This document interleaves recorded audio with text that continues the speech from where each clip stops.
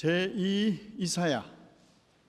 스스로 이름을 밝히지 않아 그가 누구인지 알 수 없는 이 익명의 예언자는 우리가 전해받은 구약성경 이사야서 40장부터 55장까지를 우리에게 남겼습니다.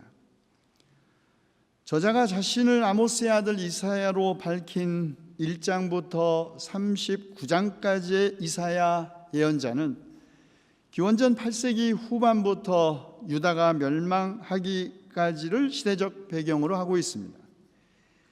그런데 40장부터 55장까지를 구성하는 제2 이사야는 유대 백성이 바벨론의 포로로 끌려갔던 기간을 56장부터 66장까지를 구성하는 이른바 제3 이사야는 포로에서 귀환한 포로였던 유대인들과 예루살렘에 남아있던 정착 유대인 간의 갈등을 배경으로 하고 있습니다. 이런 역사적 배경과 예언자들의 선포의 내용의 차이 때문에 학자들은 편의상 제1, 2, 3 이사야라고 구별한 것이죠.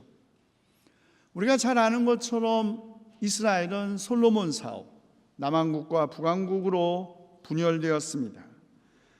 솔로몬의 아들 르호보암의 실정과 그의 종교적 혼합주의, 외국과의 결혼을 통한 동맹 정책, 지역차별, 고위층의 사치와 대규모 토목공사로 인한 민심 이반, 관료주의, 궁중 권력 정치의 폐해로 쇠퇴 일로를 걸었던 이스라엘, 주전 922년 분열되었습니다. 그 170년이 지난 주전 8세기 갑자기 등장한 북쪽의 제국 아수르가 정복 전쟁에 나섰습니다.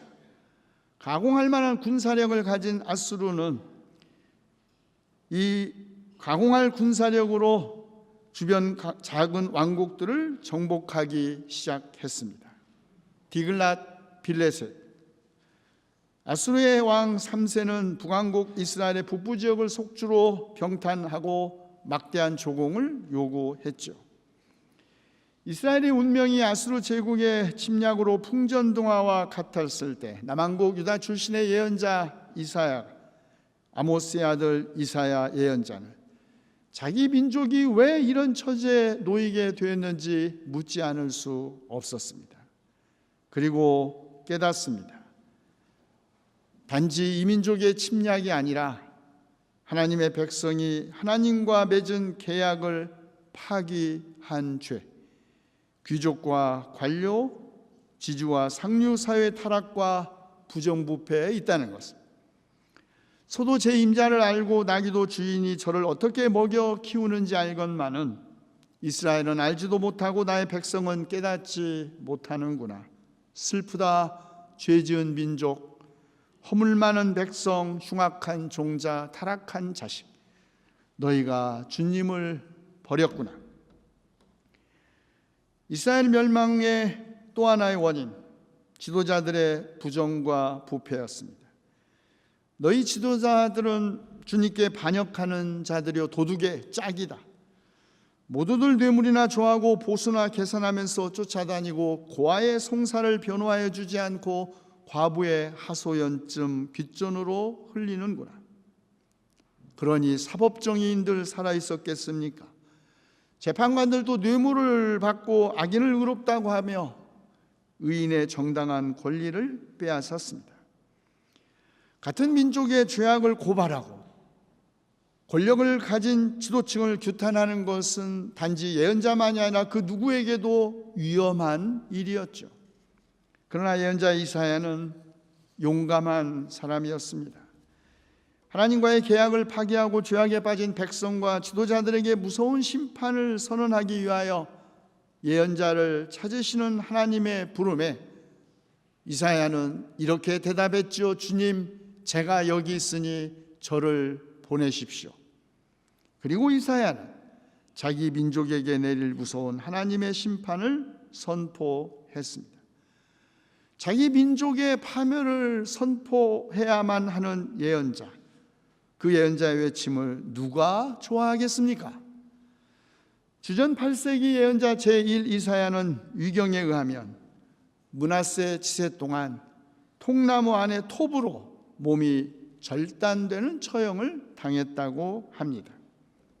그리고 그렇게 파국으로 치닫던 북왕국 이스라엘 수도 사마리아, 주전 722년 아수르 제국의 사라곤 2세에 의해서 함락당했습니다. 아수르 제국이 그 권력의 절정에 달했을 바로 그때 사라곤 2세는 두 아들에 의해서 제사 중에 암살을 당합니다. 그리고 신흥 또 다른 제국 바벨론의 등장으로 주전 621년 아수르 제국의 수도 느느웨가 파멸을 당하죠. 그리고 이 여세를 모른 바벨론은 주전 587년 예루살렘을 정복했습니다.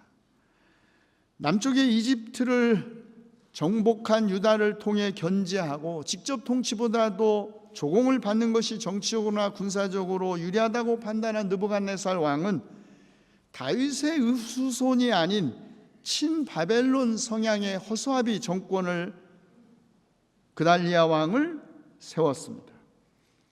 그러나 친바벨론 정권에 대한 도전도 만만치 않았습니다. 잠재적인 저항 세력을 사전에 제거하기 위하여 느부갓네살은 가능성이 있는 유다의 지도층 인사들을 세 차례에 걸쳐 포로로 잡아가 메소포타미아에 정착시켰습니다. 제2 이사야, 그는 이른바 바벨론 포로기, 곧 주전 586년 바벨론에 의해서 예루살렘이 점령된 후부터 페르시아 제국에 의해서 또다시 바벨론 제국이 멸망하고 페르시아의 왕 고레스가 유대인 포로들을 귀환할 것을 칙령으로 선언한 538년까지 곧 49년의 포로기에 활동한 예언자였습니다. 그런데 제가 관심하는 것은 왜 이 제2 이사야는 자신의 이름은 물론 자신의 신분을 밝히지 않았는가 하는 것입니다.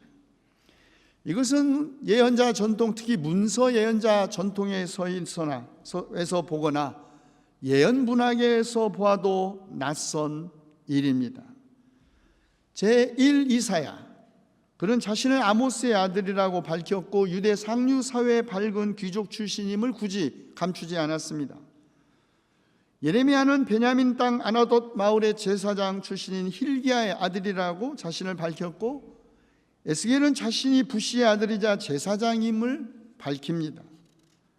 호세야, 그는 자신을 부에리의 아들이라고, 아모스는 드고아의 목자라고 자신의 신분을 밝히면서 그들이 누구인지 어떻게 하나님의 부르심을 받았는지를 알리고 있습니다. 그런데 왜 제2 이사야는 자신을 감추고 있는 것일까요? 당대 최강의 제국의 감시를 피하기 위해서 그랬을까요? 유다인들의 귀향과 신흥 페르시아 제국에 의해서 바벨론이 멸망할 것이라는 것을 선포하는 것은 자칫하면 내란 음모죄에 해당하는 것이었기 때문이라고 생각했기 때문일까요?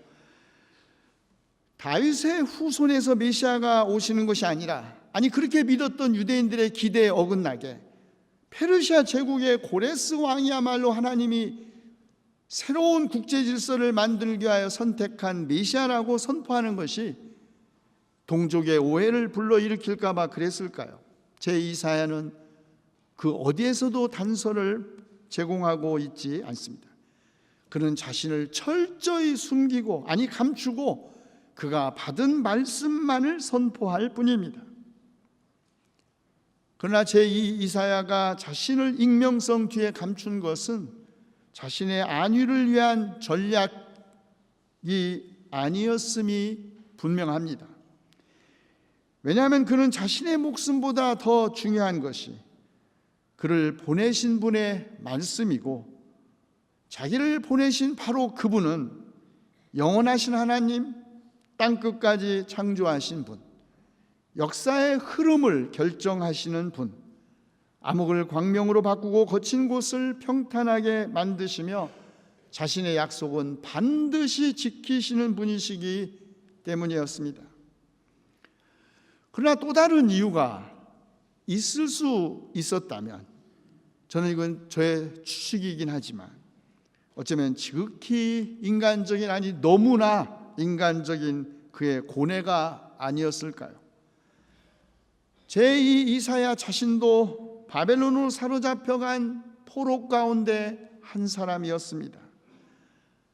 너희는 위로하여라, 나의 백성을 위로하여라 라는 신탁을 받고 그것을 선포해야만 하는, 위로해야만 하는, 그러나 정작 자기 자신도 위로받아야 할 사람이 도대체 누가 누구를 위로할 수 있단 말일까요? 정작 자기 자신도, 하나님의 백성을 위로해야 할 자기 자신도 위로받아야 할 포로 중에 한 명이었기 때문 아니었을까? 진정한 위로, 그것은 위로받을 필요가 없는 사람이 위로를 필요로 하는 사람에게 베푸는 시혜가 아닙니다. 진정한 위로는 같은 운명에 처한 사람들이 나눌 수 있는 연대이지요. 과연 누가 누구를 위로할 수 있을까요? 상처받은 사람만이 상처받은 사람을 위로할 수 있고, 고통받은 사람만이 고통받는 사람을 위로할 수 있는 법. 그래서 제2 이사야는 이른바 그 유명한 고난받는 종의 노래에서 메시아를 고난받는 종의 형상으로 노래했던 것입니다. 그는 사람들에게 멸시를 받고 버림을 받고 고통을 많이 겪었다. 그는 언제나 병을 앓고 있었다. 사람들이 그에게서 얼굴을 돌렸고 그가 멸시를 받으니 우리도 덩달아 그를 귀하게 여기지 않았다. 그는 실로 우리가 받아야 할 고통을 대신 받고 우리가 겪어야 할 슬픔을 대신 겪었다. 그가 찔린 것은 우리의 허물 때문이고 그가 상처를 받은 것은 우리의 악함 때문이다. 그가 징계를 받음으로써 우리가 평화를 누리고 그가 매를 맞음으로써 우리의 병이 나았다. 하나님께서 자기 백성을 위로하는 방식, 멸시와 버림받고 고통과 슬픔, 병으로 고생하는 자기 백성을 치유하는 방식은 백성을 대신하여 스스로 찔리고 상처받고 징계받고 매를 맞음으로써 고난받는 백성 가운데 한 사람이 되는 것임을 제2 이사야는 증언하기 위해서 자기 자신을 감춘 것은 아니었을까요? 그런데 사람들은 보지 못했지요. 사람들은 건강한 사람이 병든 사람을 치유할 수 있고 위로받을 필요가 없는 사람이 위로받을 사람을 위로할 수 있다고 생각했겠죠. 그 누가 아픈 사람이 아픈 사람을 치유하고 우리를 대신하여 찔리고 고통받는 사람이 찔리고 고통받는 사람을 치유할 수 있다고 생각이나 할 수 있었겠습니까?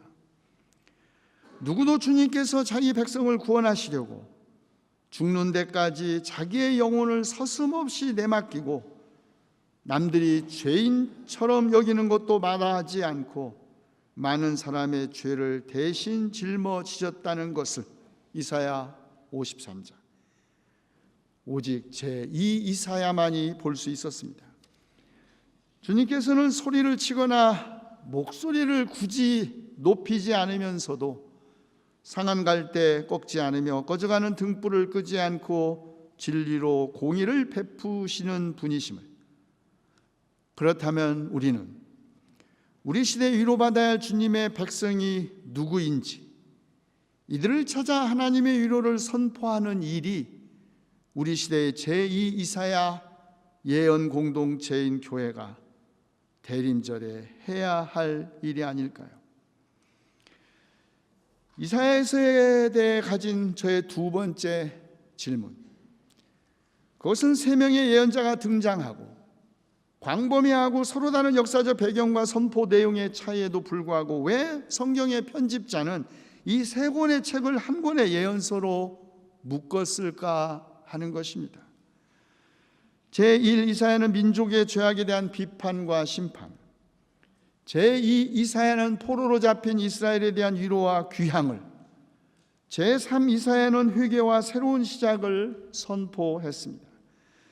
비록 역사적 배경과 선포의 내용이 다르고 예언자들도 다르지만 편집자가 굳이 이 세 예언서들을 한 권으로 묶은 것은 하나님은 제국과 인간 역사의 흐름을 결정하신다는 것, 심판과 위로, 회개와 새로운 시작이 역사 변화의 패러다임임을 보여주기 위한 것이었습니다.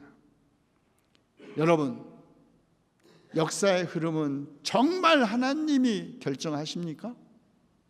여러분은 그렇게 믿습니까? 미국이나 중국이나 막강한 군사력과 경제력이 아니라 하나님만이 역사를 주관하신다고 믿습니까? 이사야도 믿을 수 없었습니다. 아니, 믿을 수 없었겠죠. 왜냐하면 남쪽으로는 이집트, 북쪽으로는 아수르가 지나가는가 했더니 바벨론이 지나가는가 했더니 페르시아가 지나가느니 했더니 마케도니아가 지나가느니 했더니 로마 제국이, 이 끊임없는 제국의 흥망성쇠의 역사의 한복판에서 이사야는 역사의 흐름을 결정하시는 분은 오직 하나님이시지 제국이 아니다, 이렇게 선언한 것입니다. 한 나라 제국의 멸망의 원인, 한 가지 이유만 있겠습니까? 이 민족의 침략, 한 나라 내부의 정치적, 경제적, 사회적 원인 등 복합적인 원인이 동시에 작용한 결과라는 것이 상식입니다. 그러나 성경은 그 모든 경제적, 정치적, 무슨 사회적 원인들보다 오직 하나에 관심하는데, 그것은 그 백성이 자신과 계약을 맺은 하나님과의 관계에 어떤 태도를 취하느냐 하는 것입니다. 소돔과 고모라가 멸망했죠. 그 안에 살고 있던 모든 사람들이 악하고 부정과 부패, 악과 적폐의 결과가 아니라 의인 10사람이 없었기 때문입니다. 하나님의 관계를 소중하고 신실하게 생각하고 지키는 10사람이 없었기 때문이라는 것이죠. 그것이 한 나라가, 한 민족이 왜 멸망했는지 그 원인에 대한 성경의 이해입니다. 그리고 새로운 민족의 시작, 회개에서 가능합니다. 그래서 메시아와 함께 시작될 새로운 시대를 준비한 세례자 요한도 광야에서 이렇게 외쳤죠. 죄를 용서받게 하는 회개의 세례를 선포했던 것입니다. 누가는 바로 그런 세례자 요한을 제2 이사야의 예언의 실현으로 보았던 것입니다. 광야에서 외치는 이의 소리가 있다.